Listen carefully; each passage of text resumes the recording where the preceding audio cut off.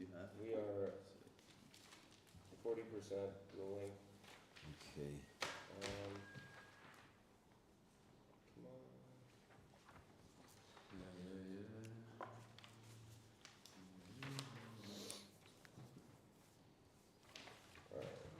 Pretty much ruling. Yep.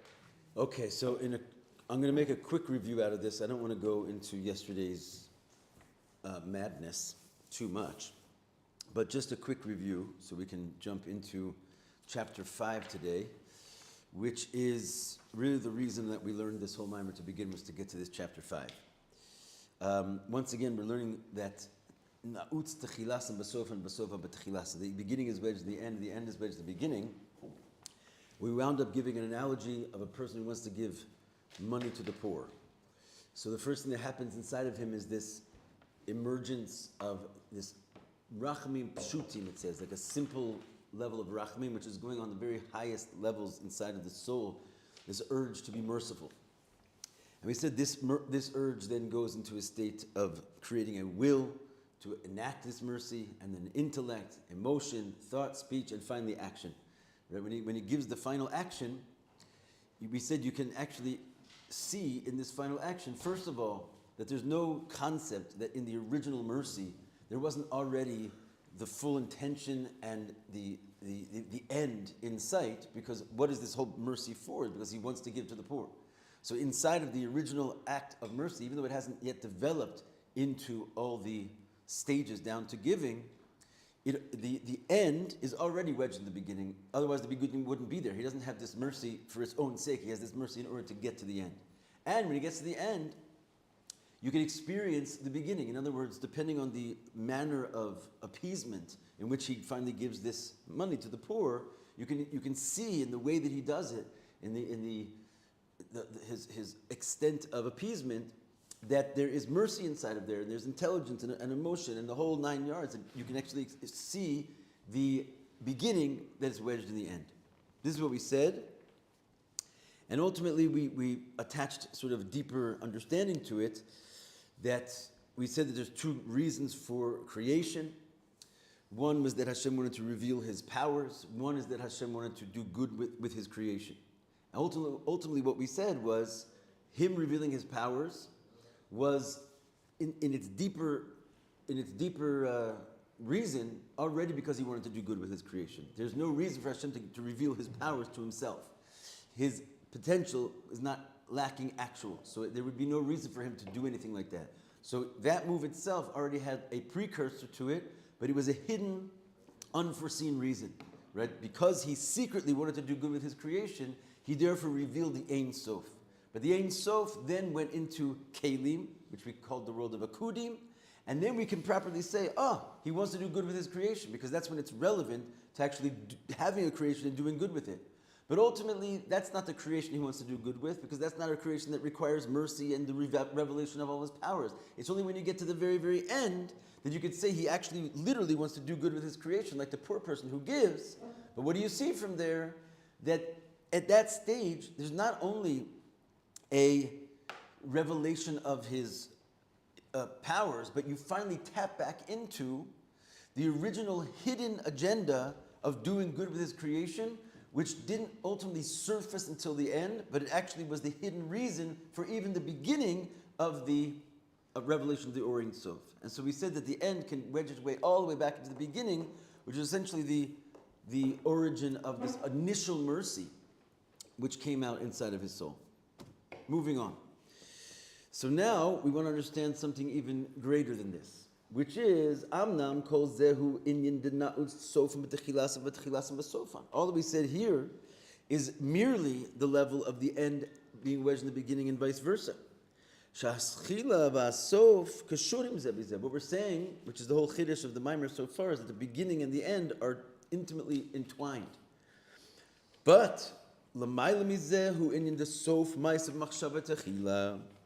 But a level which you can go higher than this, which seemingly we have tried to prove against such a concept, but that's only to bring us to this point that you can get to a state where the end in what's last indeed is not only first in thought, but first before thought. And we learned that from the wording. It doesn't say techilas hamachshava, the beginning of thought. It says b'machshava, but techila, before it. And so how does what's last indeed shoot up to what's before even what's first in thought? Shesof ma'isa hu lamayla yoser afilu metechilas v'reishis hamachshava. That what's last indeed is even before and precedes the beginning of the thought. V'yuvan me'inin hashpas ha'chesed v'atov la'ani. Let's return to our case of the poor person. So you can understand this by giving over goodness to the poor. Shezeu mitzad haratzun v'ataynim sheyesh b'zeh kanal. This all, as we just established, is from this original will, and even deeper than the will, the pleasure, which we call this immersion of this essential mercy, which was this level of the pleasure in his soul. Right? So why does he do it?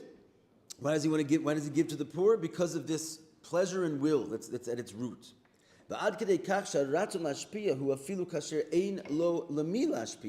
It could be that his pleasure and will is so ingrained in him, it's such a fixed, permanent aspect of himself that he would want to give over even if there's no one there to give over to. In other words, this intrinsic need to do good could come up even if there's no one to do good to.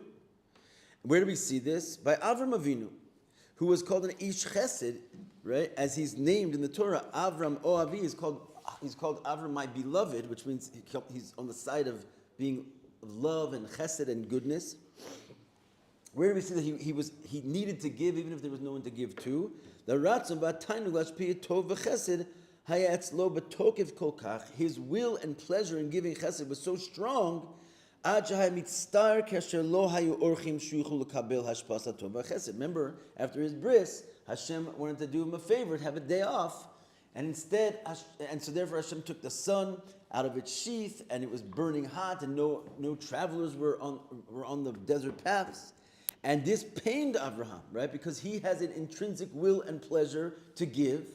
So Hashem thought he was doing him a favor, but ultimately it was a pain, right? Because there was no one to give his goodness and his chesed to, as the Chazal tell us. Amnam, however,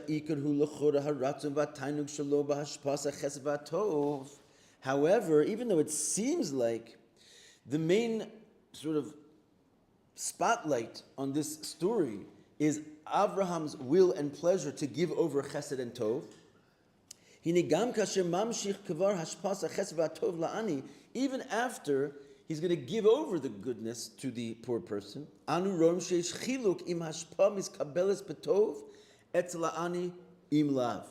based on what we just said a second ago, that Avram really doesn't even care about the receiver, because in a certain sense, he just wants to give so bad that he wants to give whether there's someone to receive it there or not. So it seems like the origin of this is just coming entirely from him, that he has this intrinsic pleasure to give. Nonetheless, we can see that there is definitely a difference for the giver if his gift is accepted and received or not. Meaning, when the giver sees that the shefa that he's trying to give is accepted and collected nicely by the poor person, to the point that he actually sees that this shefa that he wants to give is enlivening the poor person and his family and household.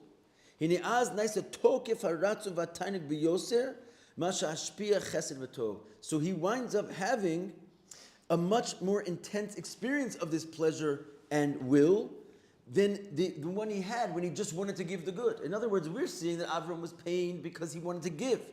That was irrespective of the acceptance of this gift. But looking a little bit deeper, there's a completely different level of the expression of his pleasure and his will being fulfilled if the gift is actually experienced and taken in, and the poor person winds up not being poor anymore, living the good life. And here's sort of the main driving point.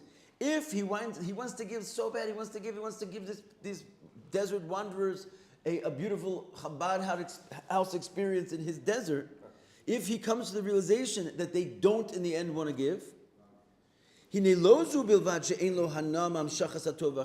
only does he not have pleasure from his bringing forth his will to give, right? Because before he had such an intense will and pleasure to give, he didn't care if there was someone to receive it or not. He was just rushing into the desert looking for because he had an intrinsic pleasure to give, irregardless of the receiver. But now it turns out, if the receiver won't take it in, not only does he not have pleasure from this letting forth of the hamshacha of his will and his pleasure to come out, he's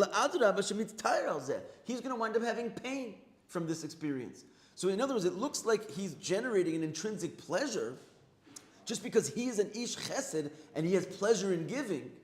So therefore, seemingly he would have pleasure from the giving itself. But it turns out that that's not how it works. If the gift is not accepted, not only does he not have pleasure from his intrinsic, what was supposed to be for him an intrinsic pleasure, he actually has pain from his very intention to give. Right? Why? What's more than this? Okay, so that's the idea of like giving to the poor. Same concept when it comes to giving over ideas, right? You want to give over your Rav to a Talmidim, you want to explain something to them, right? A deep concept. Now,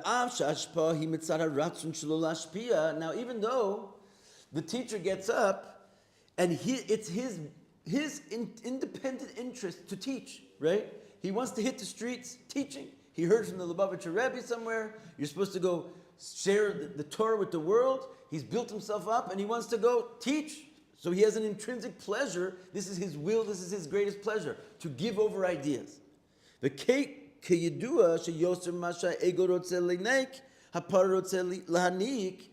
This is a famous concept we speak about often. More than the calf wants to suckle, the cow wants to give its milk.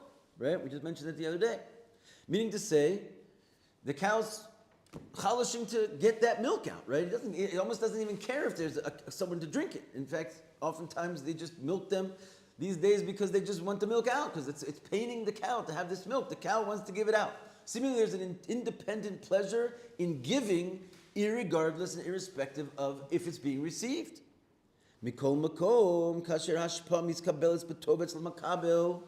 However, when the milk is actually drunk by its child, that's really when the true joy is going to happen, right? When it's actually the intellect is not just given over by the teacher because he wants to teach. In fact, I'm sure all of you have had this experience, unfortunately, it happens to the best of them. You try to give something over, you do your best, it's all your pleasure and you're giving it all out, and it's just, they don't understand what you're talking about. Could be happening right now. and Chas v'shalom. And the idea is that this is not, here you get up, you're all excited, you want to give, it's a pleasure to give. Is it? If it's not received, it turns out there's nothing with greater pain. So where's the pleasure actually? There's no pleasure in giving. Right? There could be. There's a pleasure in giving, but when that pleasure is truly ultimately realized is not at the end of the giving, it's actually at the receiving process. Right? Because the end of the giving is, you could prepare the class, you could learn 10,000 hours and get your mastery, you're ready to teach. So you come already and you got your mimer open and everything's happening, you've done the giving, you put the coin out. But the reality is, if it's not accepted, all of that essential pleasure goes away, and it's as though you have no pleasure from this. And in fact, it pains you greatly. So what do we see? That it's the acceptance of the milk into the calf that actually creates the pleasure for the cow. Not just that even though he wants to give more than the cow wants to drink, he only wants to give if the cow will drink. And this is how the true pleasure comes out. He explains here in Igeres HaKodesh, in the Tanya, Riboy Hashpa hu mitzad Riboy Hatainug. There he's speaking about, like let's say like a person's giving over. He's talking about the sphere of Yesod, which is also referring to the male reproductive organ. But there he speaks in sort of clean terms about a son giving over, a father giving over to his son, or a teacher giving over to his students, and you can make the obvious analogy, but he says the more shefa goes through, right, is basically the more tainug that he has. If they're not joined, if there's not like an acceptance and a bond with the receiver and the giver, then the pleasure is minimized greatly. If there's an acceptance of this bond, then all of a sudden there's a riboy hashpah. There's a flow of pleasure which can be endless, right? But only if it's accepted. If you're going to teach, even though you're going to do it with a passion but all the passion is one-sided, it actually causes very, very little pleasure, right? It has to be accepted passion, and then the passion on the side of the giver is complete, and the pleasure on the side of the giver. But when it's not well received, or it's bechlal not received, not interested, thanks. In other words, I think I'm going to sleep in on this one. Happens. Not only is there not any pleasure or will, right? There's nothing more painful. You come to find that your calf, and it's sleeping, doesn't want to drink your milk. And you have the next page, right? This is what was said by Rab Hamanuna Saba to the Rabbi Shimon Bar Yochai. He said, Zaka man de malil al udnin deshmaim. He said, meritorious is the one who says his words to ears that are listening. Le'idach gisa vailaman chulun. And he says the opposite as well. Woe to the one who says his words upon ears that are not listening. Right? It's, in other words, all kind of right there in a simple line of the Zohar. Now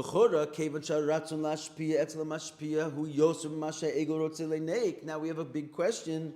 How does this work? Why does it work like this? Since the will and the pleasure from the standpoint of the mashpia is even more than the calf wants to suckle. In other words, I want to give. It's a pleasure to give. If that's true, I should have had pleasure from giving. If I want to give more than the calf wants to receive, why can't I just give, right? And it's going to be happy days for me, right? I get to give. That's what I wanted, right? Why does it matter how my gift is accepted? It's a pleasure to give. I'm an ish chesed, Avram Avinu. My nature is chesed. I want to release it. Why am I pained, right? If there's no one to accept it, even if I can give it, so who cares who accepts it? I'll give it. I'll put the food out on the ground. Someone will remember the original analogy that we started with this from the previous mimer about the bar mitzvah was that if a person prepares a wedding feast for his son and he puts all the food on the table and the candelabra, that everything's ready, but nobody actually eats the food, he doesn't have pleasure from this. He finds his ultimate delight is when everybody's satiated and satisfied. That's why we stumbled into this. This is how we answered that before. Similar concept, right? Why is it like that? Why can't I want to give. I gave. The tables are laden with food.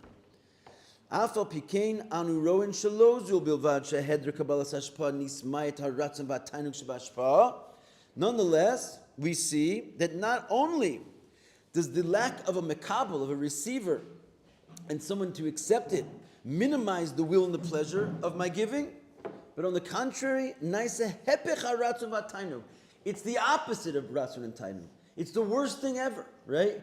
I'm not somewhat halfway satisfied because I got to give, even though no one received it. I'm miserable, right? Everything's wrong. In other words, I wasted all my money on this thing, right? A second ago, I was ready to put $1 million down on this meal, and with simcha tuv levav. In fact, it's my greatest pleasure. No one's going to eat my meal. I wasted $1 million. It's the worst thing that could ever happen. What happened? I thought you had pleasure from giving. Give away. Turns out, giving requires receiving, or it gives no pleasure at all. But does that then connect to the giver's ego? It depends who's giving. It depends who's giving. Is your godly soul giving or your animal soul giving? That connected with the animal soul. So what I'm saying is that your animal soul, anything it does is going to be connected with ego. It doesn't mean it's evil. I mean, some degree it does, but like for example, it says, chesed le'umos chatas. There's a harsh line in the Gemara, and it's not a one-off. It's sort of like it explains itself over and over again that the kindness of the nations is a sin. Why is that? We're not trying to say that everybody's bad. We're trying to say that it's almost impossible. It is 100% impossible unless you happen to be a godly soul, which is a very rare, unique thing, right? Which is in the category of Jews, right? And even Jews, not all the time are they using their godly soul, and the percentage is not high, right? But a regular person, right? The nations, even their kindness is a sin, because it's you can't do anything truly altruistic if you're a human being and you have self-preservation techniques and built-in self-preservation. You can do good, but you're always going to be looking for feeling good about it. Someone will make you, make you proud over your giving, and even if you, it's impossible to get away from it. It's a function of being alive. The concept of Torah and mitzvahs is the solution to this, right? God made the world as a yesh. It feels itself independent, and therefore it preserves itself and it's intrinsically arrogant. The solution to it is the Torah and the mitzvahs. If you're going to give truly for God, and how do I give truly for God? Not because I decide I'm going to give for God. You have to do it in accordance with God's will. So if you're doing a mitzvah and you're doing it l'shem shamayim, and even if you're a goy, and that for that matter, there is such a thing called Chassidei Umas Ha'olam. They can also do mitzvahs, right? But if they're not doing a mitzvah with the intention of following God's will, they're in the way. Now, if you're talking about that, your ego is going to be involved. But if you're talking about your godly soul, which only knows how to do godly things, your godly soul is called a chelek elokah mimal mamish, which means a veritable piece of God. It's not something that has to decide to do God's will or get along with God. It's a piece of God inside of you. So it doesn't have an ego, just like God doesn't have an ego. Now, it's the one doing the mitzvahs. So when it wants to give, it doesn't have an ego. But it still doesn't have any pleasure if no one receives its giving, right? Because it's an intrinsic nature of the pleasure of giving, even if it's a totally godly pleasure, that it cannot experience the pleasure unless it actually is received by the makabel, by the receiver. Not as much giving as you can do, which is seemingly the joy of giving. It's not the joy of giving. It could be the pain of giving, even though you're a ish chesed and you're Avram Avinu has no ego at all. You're a merkava. All you want to do is give. If it's not received, you're bumming out. Yeah. Isn't there a question of like enabling? So, for instance, in Abraham's example, when they didn't do the bracha, then he'd send them the bill because he didn't want to enable the yesh within them. Like they didn't want to. Say it again. What was the case that you gave? So isn't it like how do we distinguish that from enabling? Enabling? Enabling, like in Abraham's case, if they didn't give the bracha, then he'd give them the bill and say, "This is what it costs." So, Avram, you're saying? Yeah, in that particular instance. So the question is like it can switch so quickly.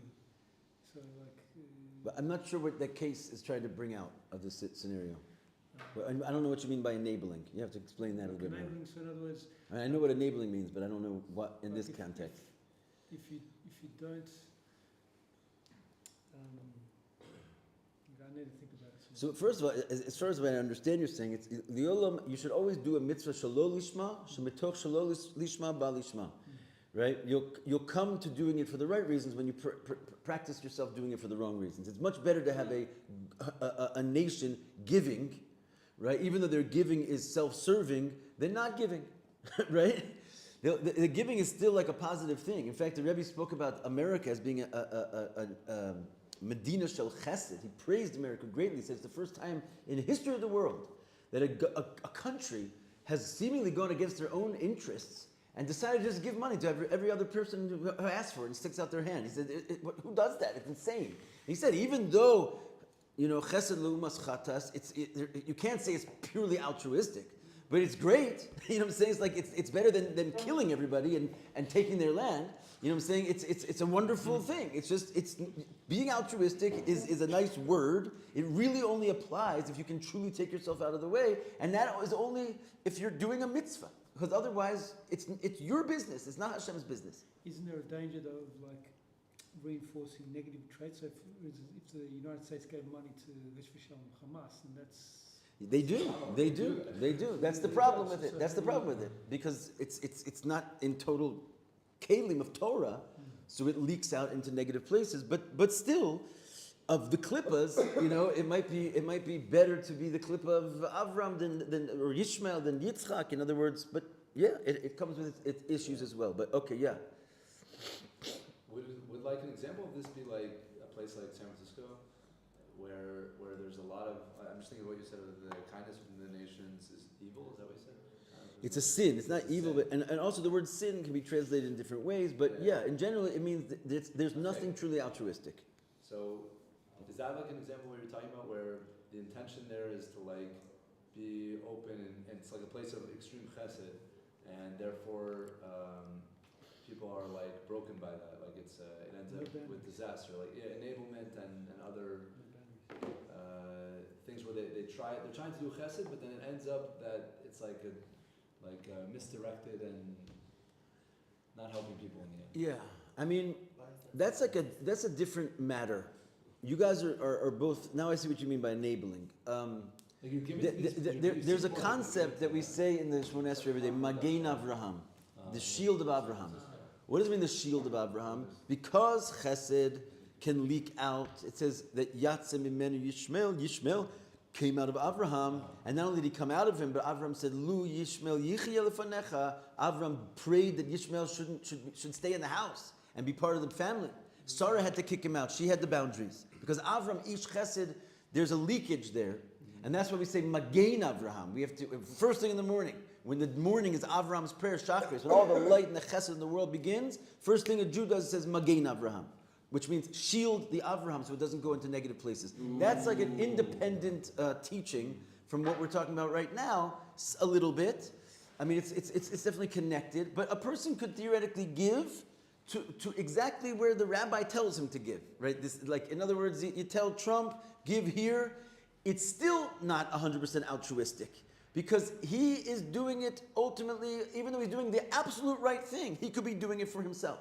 So the leakage problem is when you do it really for the somewhat of the wrong reason. Like, in other words, you're not doing it in accordance with the rules, right? But you could even do it in accordance with the rules and still do it selfishly, because you have to really be doing it purely for God, right? And that you have to be fulfilling a mitzvah. And in that it's because you're fulfilling a mitzvah, and the mitzvah is not your will, it's God's will. And therefore, what are you? You're just like a shliach of God's hand doing it. You literally disappear. That's our greatest gift to the world, that we cannot be. Not the way they want it. Right? But the idea is that you can actually be a merkava for Elokus. Who's there? God's there. Right? So that is true altruism. That you have to connect. That's what a mitzvah means. It means to connect, to join. Otherwise, all the religions in the world can try and climb up the ladder to heaven. You're never going to get there, because Hashem created you separate. The only way to undo your separateness is through these healing mitzvahs, which are designed to undo that. Short of that, it's going to always have some kind of a selfish or a self involved. Yeah. Sometime I was thinking of Schindler's List. So at the end of Schindler's List, now I don't know if he ever said he's doing this for God. I really don't know that. But at the very end, he's valuing the human life, the Jewish life, so much.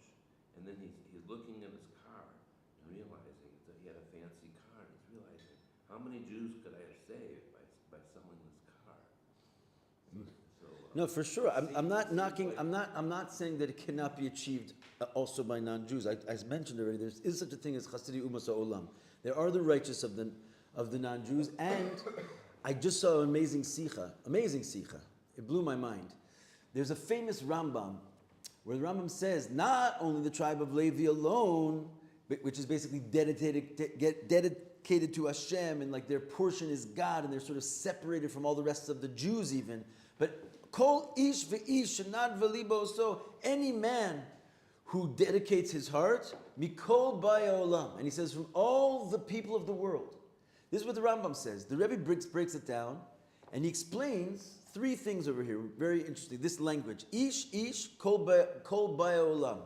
Man, all the peoples of the world. He explains that you would think, what does it mean to separate yourself and become like a Levi? Right? In other words, a Levi says special people. They don't have land rights. They work in the temple, and they're the priests of our people. So they're on another level, right?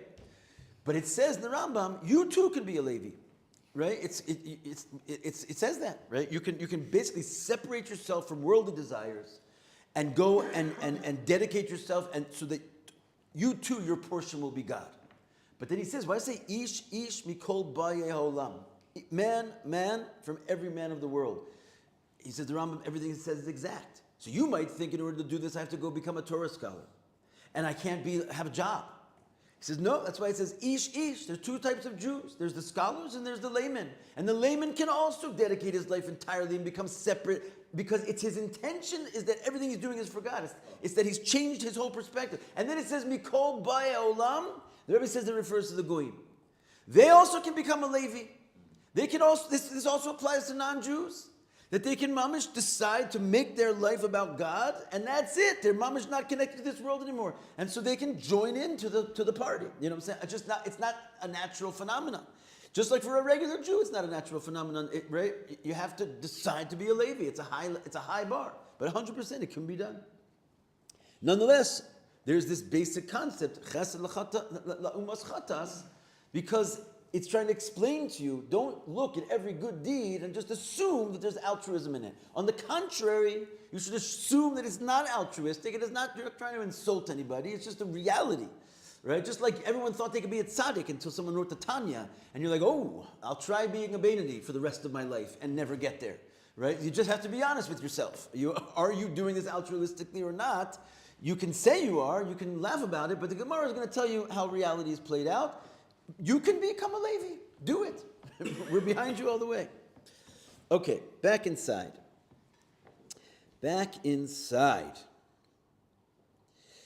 Adarabba. What do we see from here? On the contrary, not only do you not get pleasure from giving, if no one receives it, it's opposite of will and the opposite of your pleasure. Umizem move on. From here it's understood. Shekabalas hashpa magad ba'omek yoser afilu ma'ratzon v'atainug shegarim lahashpa sa'ches v'atov. This is the line. This is the line we're looking for. From here it's understood that the reception of the gift, the hashpa, reaches deeper even than the original will and pleasure which caused the hashpah of the chesed and the tov to begin with. Right? I was aroused with this inner mercy. Remember the rachmim pshutim that we spoke about in the beginning of the class? That was the origin of everything. We said if you give in a nice way with pius and with appeasement, you can even see that mercy in the end. But you can't see higher than the original mercy, can you? Right? That was the beginning as well as the end, and vice versa. What we're seeing now is if it's not received, there's no pleasure. So even if I get to the end, I will not necessarily experience pleasure unless my end also has like a little last name called the receiver, and has to go into this separate entity and be received in order for me to have pleasure. What do we see from here? The reception is going to go higher than the origin of the pleasure, as he'll explain. That's what it means that the last indeed is even sof ma'aseh dafka, but specifically the last indeed, which is the reception of the deed. Not the last indeed means I've set the table and put all of the beautiful delicacies on it. You would think that was the last indeed. But when we mean sof ma'aseh, we mean the actual eating of the food from the recipients. That's what's called actually last indeed. Lo rak ma'aseh da'ashpasa chesed v'atov, not just the giving to the poor, or the giving of the intellect, let's say, to someone who's poor in knowledge, kishla'atzmo be'ezo ofen shu, as it is on itself in whatever way it would be, but rather the sof ma'aseh. What's the sof ma'aseh, the end of the deed? The kabbalas hashpa al yedei makabel, the actual reception. And in this arena, alav machshava techila, that actually went up into the mind, but before the mind. Lamaila afilu metachilas v'reish machshava. It has a standing before the initial mercy of the rachmim pshutim and this tainug inside the essence of your soul. The reception precedes that. It goes up to what's above the root of and the origin of this giving, which was, we said before, the ratzon and the tainug shegaram lashpas achesed v'atov. Right? I had an initial will and pleasure to give, and we see is that this ultimately is not able to be achieved unless I go down to the reception, which means what actually causes that will and pleasure to come out in the first place is not my own will and pleasure. Something preceded my will and pleasure, which was what? The necessity of this person to receive it. Which means, as we're going to see, he's going to explain this in words that we can further understand, why that reaches up to even before the beginning. Okay. Is everyone following along up till now? This last point is registering? Okay. He's gonna put it into more words here. Tam hadavarhu, what is the reason actually that what's last indeed reaches before the first thought? Lefisha makabel kodem b'shorsho el hashpa. Because if you think about it, and it's only logical, now that you bring it out, it's like a duh moment, right? That the receiver does exist in its root before the giving. It has to. V'gam el shorash hashpa, it even precedes the origin of all giving, which is that original will and pleasure to give. That's the ratzon of the tiny lashpia. Right? Kafishu etzel mashpia. In other words, as God is all by himself in the highest points of his own attributes, that he is not only mercy down in the world of Asiya or even Asiya Klalus, he's got mercy inside of the Orein Sof. It's Mamish Hashem's private attributes of mercy. But doesn't it make sense, and only can it make sense, that he would only have such an attribute of mercy if there was already, at least in theory, someone to give that mercy to? How does it make sense that Hashem just has mercy? Mercy intrinsically implies someone to bestow your mercy upon. So even though there's nothing in creation yet, there's not even a source of creation yet, all there is God in the Ein Sof, and he's going to bring forth infinite light, you have to say, wait a second, something preceded this. Why did you do it all? Right? Because he wants to do good with his creation? There's some creation, in theory, that must precede the entire origin of Hashem's will to reveal even his infinite light. V'kein hu l'mayim, that's what it is above. Shorash habruim hu nayin liyoser gam mimasha al b'ratzon lehetiv libruyav. Listen to this. The root of the source of the creation itself is higher even than the original will that Hashem had to do good with his creation. Right? Hashem decides out of nowhere, I want to do good with my creation. Doesn't that obviously logically imply that there is some hidden source of a creation that he wants to do good with? Even though up until now we understood what the beginning was. We thought we understood what the beginning was, right? Hashem just out of nowhere decides to forge attributes for himself. Makes sense, he's God, he can do whatever he wants. But the idea is, we said, why? Why did he even bring the Orein Sof out? Remember, let's go back to this complicated thing for a second. Where was the reason of Hashem wants to do good with his creation? Where did that show up on the Seder Ishtalshel? Let's just see, I'll give you guys a little pop quiz. I want to do good for my creation. That's why I'm creating the world. Which level of the Seder Ishtalshel did that align with? Adam Kadmon, Akudim. And then I want to have the shleimus of my kochos. Where did that start off? I want to have my full powers, my potential to be revealed. Let's say the Orein Sof, right? But then remember what we said after that. That even in order, since Hashem has no real reason to bring his powers, right, from potential to actual, there must be a hidden reason why he even did that. And what was that hidden reason? To become whole. That's the revealed reason why he did that. He wanted to become whole. He wanted to reveal his potential to actual. That's called becoming whole. But we said it doesn't really play out because Hashem's already whole. Why does he have to become whole?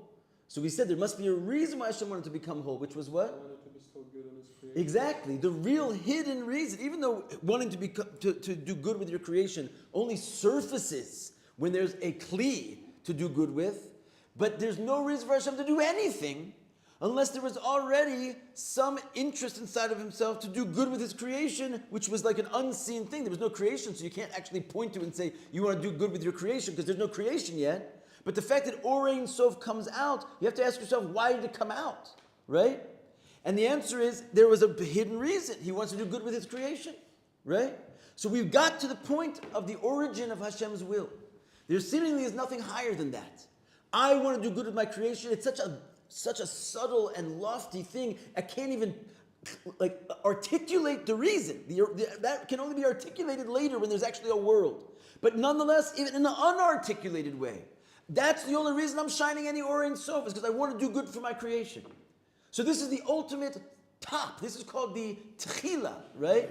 The end is mentioned in the beginning. That's the beginning. It's a hidden desire to do good with his creation. What we're saying now is there's something higher than that. Why would you want to do good for a creation if there wasn't already a creation in your mind? What creation? So you see that the source of the creation itself precedes the will to do good with this creation. And that's what's called before the beginning. That's what's called machshava techila. It's not techilas hamachshava. It's not the beginning of his thought, because the beginning of his thought is, I want to do good with my creation in some subtle and hidden way. But what's before that must be the source of the creation itself, with whom, it's obviously some hidden level, the origin and the source of the creation, but it must be there, just logically. Like, get out of all the Kabbalah for a second. Why would Hashem want to do good with his creation if he didn't already think of a creation? Not think, but just that there is such a thing. And so we see that the creation itself, when it all the way comes down to the bottom, and not only get to the end of Hashem's interest in giving, that as from Hashem's standpoint, I'm going to do good with my creation, ends with a set table. That's as much good as he can do, because he unearthed his will to do good. But if it's not accepted by the creation, he actually doesn't have any interest in this. Why is that? Because when it's accepted by the creation, he taps into the actual source of creation, beyond the source of his own interest to do good. And it's only when the creation experiences and accepts it, in other words, the creation is satisfied, then what's last indeed winds up going up to the source of creation, which precedes Hashem's initial interest to do good with his creation. It precedes mamish the beginning. It precedes the beginning. It's the essence of God where the creation really resides, which is triggered only when the creation experiences Hashem's love. You got that? It's deep stuff. Yeah. So are we saying through this that the concept of the creation came before Hashem's will to do the creation? Yes. It must have had, because why would I have a will? Yeah, that makes sense. But my Right? question is... Suddenly it makes sense. It's like, it's crazy, but it makes sense. No, I have a question, which is that shouldn't there be a concept before that? You're saying that's the beginning, right? Doesn't there have to be a concept before that, which is the concept of doing good? What are you doing to this creation? You have to say, I want to do good. How do I do good to this creation? So doesn't there have to be a concept before that is the concept of good? What's the teva hatov lehetiv? Hashem, we're saying, is like intrinsically good, right? Hashem's intrinsically good, and that's why he wants to do good for his creation. Yeah, but then that means that before the concept of a creation, there's a concept of good. Not necessarily. Hashem could have had a creation and it went up in his mind to conduct with the midah of din, right? You know, in other words, it doesn't have to be good, but the idea of the creation, at some level, the receiver must precede the giver. The giver, if you don't want to call him a giver, then you don't have to necessitate a receiver to come first. But the second you're going to call him a giver, who's he giving to? And even if the world hasn't been created yet. But what's a giver? Someone who intends someone to receive from them. That's the whole point. But to receive what? That doesn't matter so much. What we're trying to say is because God is intrinsically good, so he wants to do good. Right? Hashem, some people think that God is out to get them. Right? So in other words, it depends on your understanding of the nature of the omniscient one. Right? That he's like what is the word? Benevolent. Right? So when he wants to give goodness. He has no interest in giving anything but goodness, because that's the nature of good, is to do good. But the point is, you're right. He could give anything, right? But he doesn't want it. I mean, he has to be giving good. He can't be giving. We're saying there's an alternative world where first he thought of a creation, and they thought, oh, what am I going to do this creation? Good or bad? I guess I'll do good. Like, no, there's no Havamina in his mind that he was going to like create something to make it suffer. Okay, because Right. God is intrinsically That's what I'm saying. positive. That's why the concept of good is before even being a giver. Not necessarily. That's what I'm trying to say. Good is like is in the context of what we're saying. I think it's very limited to say good versus bad. It's, in other words, there's infinite spheros ad ein kates, and all these are expressions of God, right? What does it mean to be good? I mean, to be a giver. A giver can be someone who goes around and like tortures people. That's a giver. Yes, there's actually people who prefer that, in their The receiver prefers that. yeah. In other words, it's giving something to someone. Some people like pain, right? It's possible. What they say is that if you're a giver, Then you're doing good to them. Exactly. That's what I'm trying to say. It's going back to the same thing. That Yes. there's no such thing as doing. That's there's what no I'm such saying. thing The as- nature of God is that he's benevolent, Right, right? so- So whatever's going to come out of him is for the best. He's not doing it to hurt somebody, even if it's pain that he gives. Which is why the concept of good has to become before the concept of creation. At least how I'm understanding. I don't see how. Well, it's just the concept of God, right? And since we can't describe anything of God really, so we in our minds we say good. Probably why the word comes from the same Yeah. root, Right. right? Because we don't really know what it is, but we know that it's benevolent. It's like a positive thing coming our way, even no matter what we see. This is like our basic faith. So again, to call it an attribute, which would be making it finite and limited, I don't think you have to go there, because it could come out any way. The point is that any giving is going to be, let's say, call it positive or benevolent, because God is intrinsically good, right? Not good in a way that you can describe it, like call it or ein sof, which is an indescribable thing. But the very fact is that it's coming out to bestow. So that itself is good Yeah. in our definition of I agree good. with that, but I'm saying that argues on the concept of that I'm understanding from this mimer, which is saying that the first thing is the concept of the creation. I'm saying no, the first thing seems like the concept of good, Yeah. because otherwise it doesn't make. Well, I don't understand. I think I understand kind of what you're saying. There's a question about what's the definition of good before you say you want to do good. No, If we're going to use just the mimer, there's maybe a metaphor there that's if you give to something or someone that wants to receive, that's good.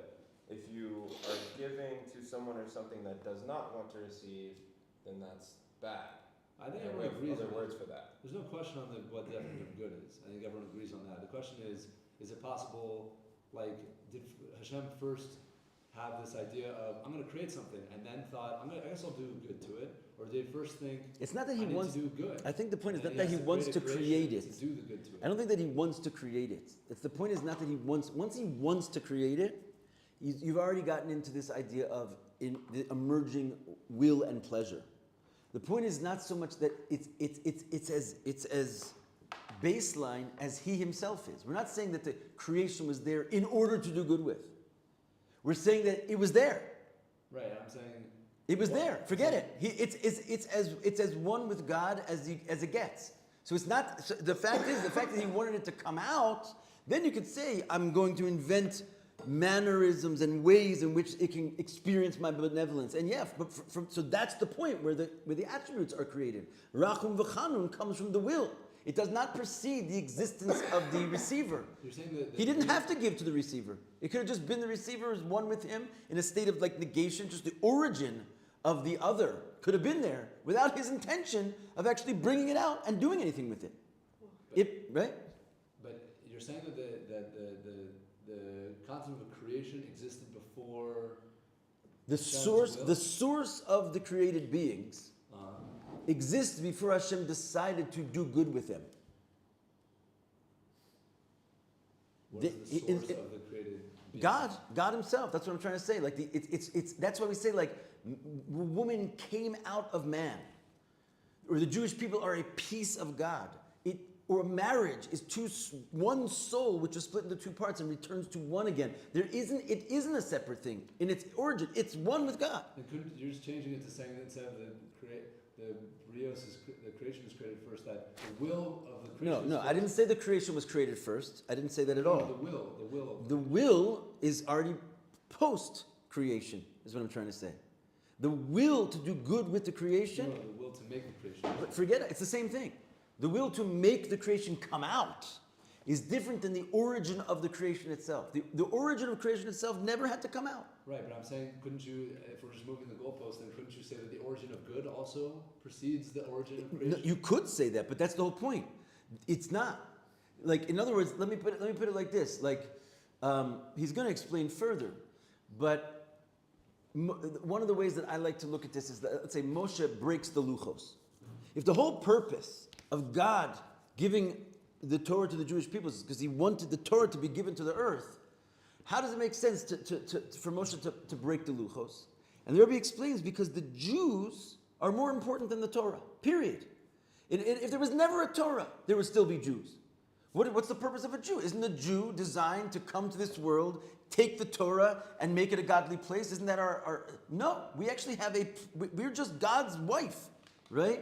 Whether or not we ever activate this relationship, there's an intrinsic, essential place there for creation, which is basically the Jew, or the world, whatever you want to call it, the other, which is so intrinsically one with God that even if he never brought it out, and never did anything with it, it would already, that's the goalpost. There's no previous thing there that existence of that is predicated on something else. Like, I'm going to do good with it. I don't care what I'm going to do good with it. It doesn't matter. It's my bones and flesh.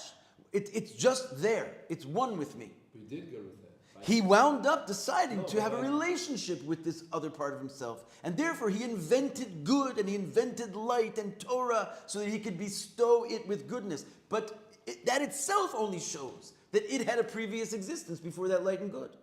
He didn't create it so that he would then say, I first have light and good and I want to do something with it. I'll bring out a creation and a part of me which is called the source of creation so that I can do light and good with it. Then your point would be true.